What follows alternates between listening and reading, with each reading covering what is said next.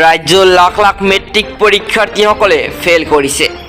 এতিয়া ফেইল কৰা শিক্ষাৰ্থীসকলে কি কৰিব, কেনেকৈ পাছ কৰিব পাৰিব শিক্ষাৰ্থীসকলে? ছাত্ৰ ছাত্ৰীসকলৰ চকুৰ পৰা পানী ওলাইছে।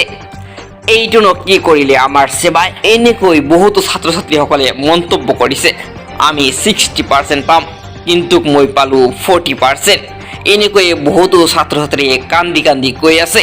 তেনেহ'লে ছাত্ৰ ছাত্ৰীসকল তোমালোকে এতিয়া কি কৰিবা, কেনেকৈ ৰিচেকিং কৰিব পাৰিবা, আৰু এতিয়া তোমালোকে যিসকলে ফেইল কৰিছা সেইসকলে কেনেকৈ আৰু পাছ কৰিব পাৰিবা, সবিশেষ জানিবলৈ হ'লে ভিডিঅ'টো স্কিপ নকৰি দেখি থাকা।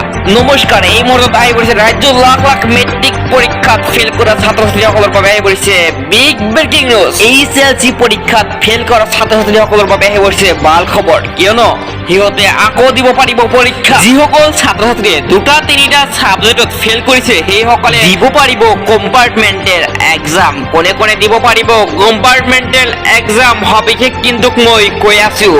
3টা ছাবজেক্টত ফেইল কৰিলে কিন্তু দিব পাৰিব কম্পাৰ্টমেণ্টেল এক্সাম। যিসকলে 4টা ছাবজেক্টত ফেইল কৰিছে সেইসকলে দিব নোৱাৰিব কম্পাৰ্টমেণ্টেল এক্সাম। এইবাৰ যিসকলে ফেইল কৰিছে সেইসকলে কম্পাৰ্টমেণ্টেল এক্সাম দিব পাৰিব, আৰু তেখেতৰ মুঠ নম্বৰ কিন্তু হ'ব লাগিব 170 নম্বৰ। যদি 170 নম্বৰ নাথাকে তেনেহ'লে দিব নোৱাৰিব কম্পাৰ্টমেণ্টেল এক্সাম।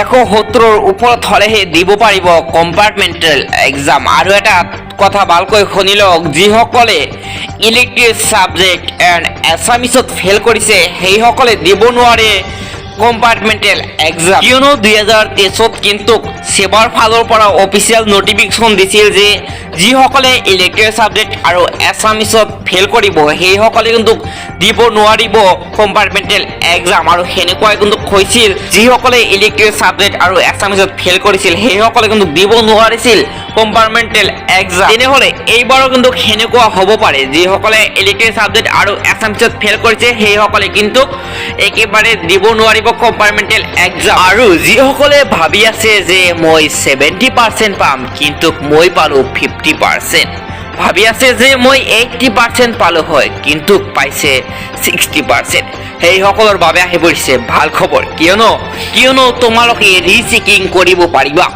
22 তাৰিখৰ পৰাই তোমালোকে কৰিব পাৰিবা এপ্লাই। অহাকালিৰ পৰাই তোমালোকে কিন্তু কৰিব পাৰিব ৰিচেকিঙৰ বাবে এপ্লাই। ৰিচেকিঙৰ বাবে তোমালোকৰ কিন্তু ৱেবছাইট এটা খুলি দিছে, ৰিচেকিং কৰিব পাৰিবা সেইটো ৱেবছাইটৰ মাধ্যমত। এইটো ৱেবছাইট হ'ল seva.online.org। এইটো ৱেবছাইটৰ মাধ্যমত কিন্তু তোমালোকে ৰিচেকিঙৰ বাবে এপ্লাই কৰিব পাৰিবা। আকৌ কৈ আছো, seva.online.org এইটো ৱেবছাইট কিন্তু তোমালোকৰ বাবে খুলি দিছে, আৰু এইটো ৱেবছাইটৰ মাধ্যমত কিন্তু ৰিচেকিঙৰ বাবে এপ্লাই কৰিব পাৰিবা। তেনেহ'লে ভিডিঅ'টো এইখিনিতে সমাপ্ত কৰিলোঁ। থেংক ইউ, জয় আই অসম।